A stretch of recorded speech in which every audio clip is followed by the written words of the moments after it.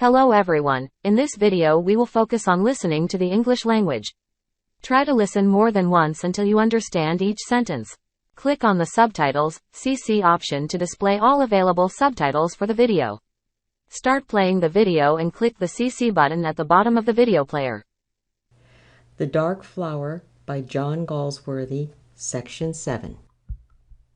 Then followed for young Lennon a strange time, when he never knew from minute to minute whether he was happy, always trying to be with her, restless if he could not be, sore if she talked with and smiled at others, and yet, when he was with her, restless too, unsatisfied, suffering from his own timidity.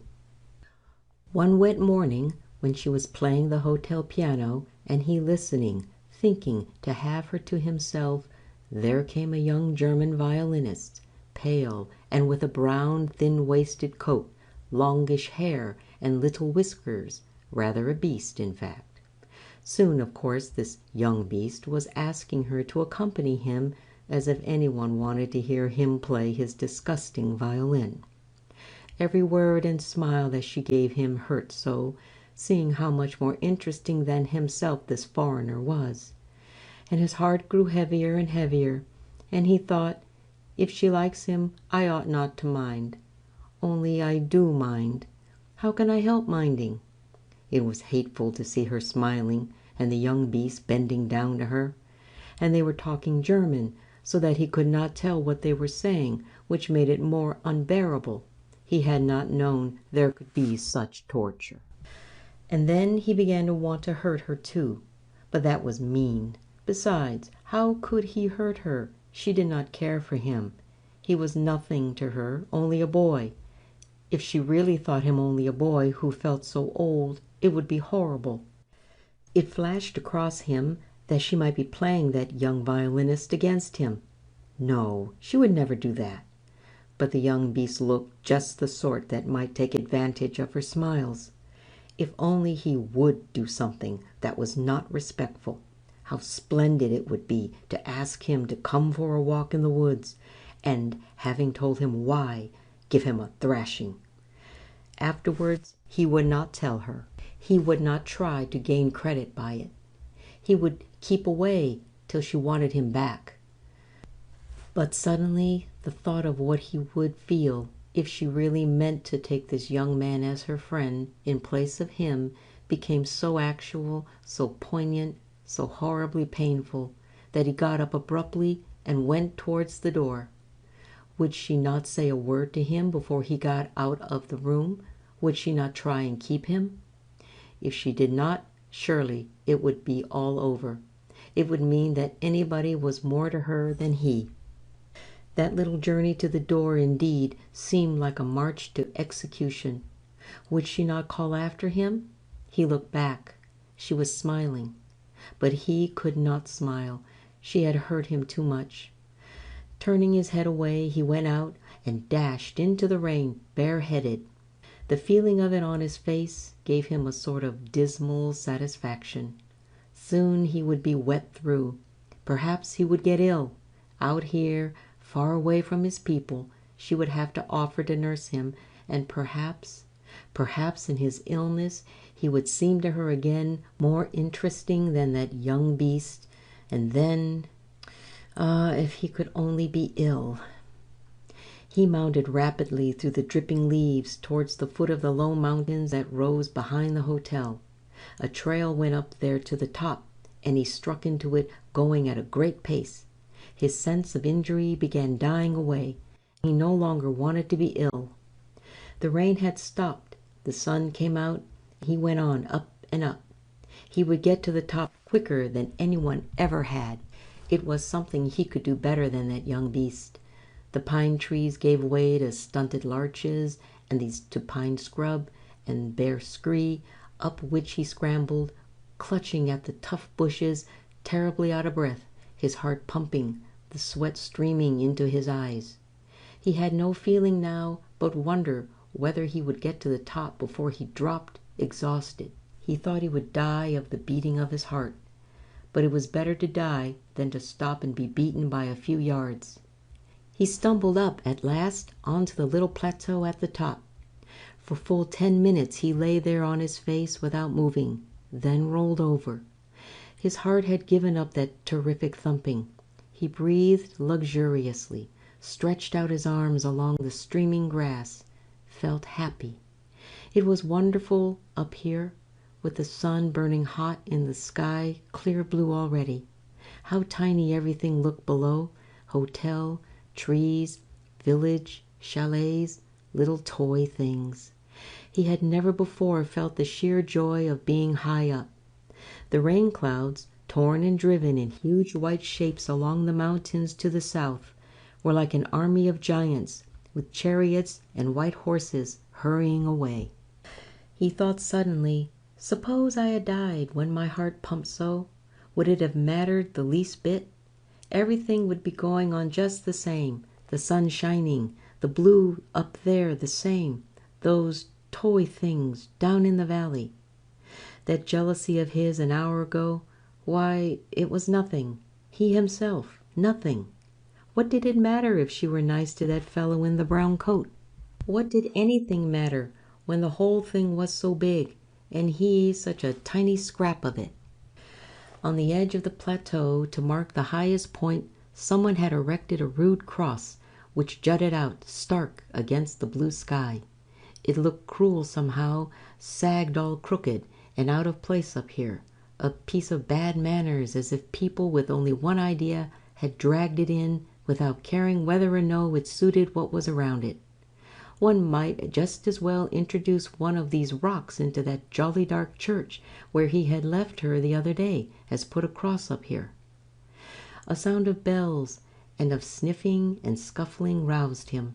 A large gray goat had come up and was smelling at his hair, the leader of a flock that were soon all around him, solemnly curious, with their queer, yellow oblong pupiled eyes, and their quaint little beards and tails.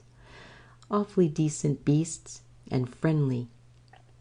What jolly things to model! He lay still, having learnt from the fisherman, his guardian, that necessary habit in the presence of all beasts, while the leader sampled the flavor of his neck. The passage of that long, rough tongue athwart his skin gave him an agreeable sensation, awakened a strange, deep sense of comradeship.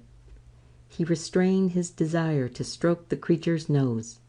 It appeared that they now all wished to taste his neck, but some were timid, and the touch of their tongues simply a tickle, so that he was compelled to laugh, and at that peculiar sound they withdrew and gazed at him.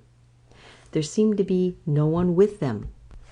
Then, at a little distance, quite motionless in the shade of a rock, he spied a goatherd, a boy about his own age. How lonely he must be up here all day. Perhaps he talked to his goats. He looked as if he might. One would get to have queer thoughts up here, get to know the rocks and clouds and beasts and what they all meant. The goatherd uttered a peculiar whistle, and something, Lennon could not tell exactly what, happened among the goats. A sort of "Here, sir," seemed to come from them.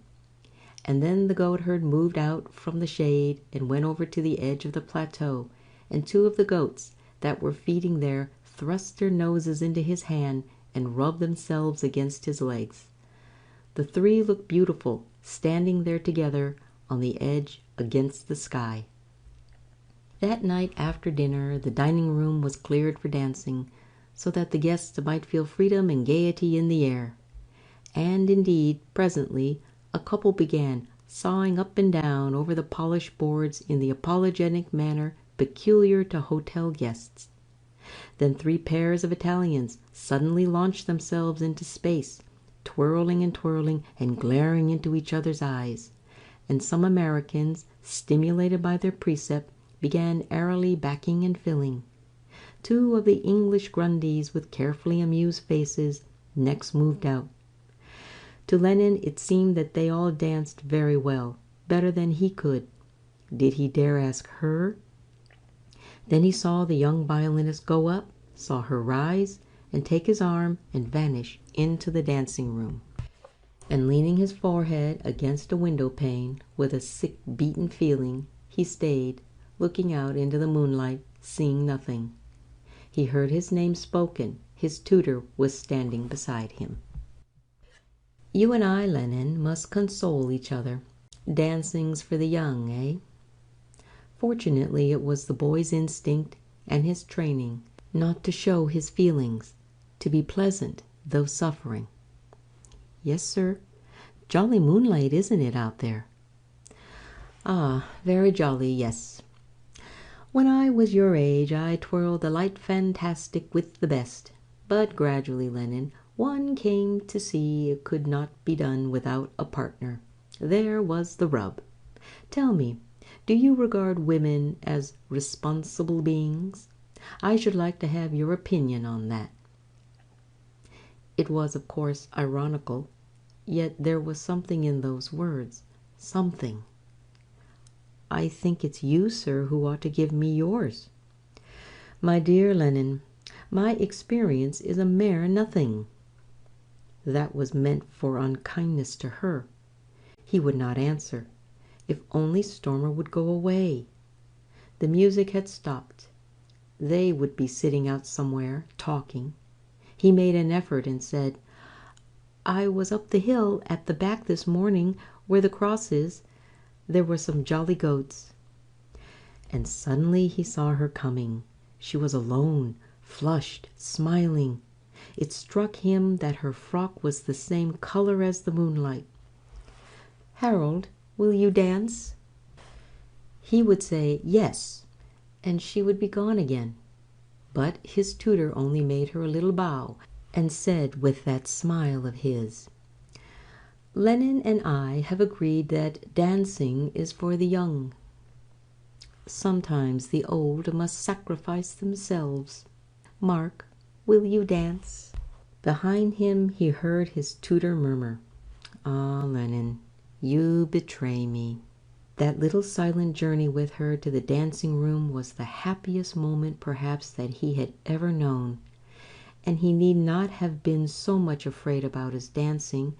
Truly it was not polished, but it could not spoil hers, so light, firm, buoyant. It was wonderful to dance with her. Only when the music stopped and they sat down did he know how his head was going round. He felt strange, very strange indeed. He heard her say, "What is it, dear boy? You look so white." Without quite knowing what he did, he bent his face towards the hand that she laid on his sleeve, then knew no more, having fainted. End of section 7 from The Dark Flower. Thank you for watching. Please like and subscribe to the channel.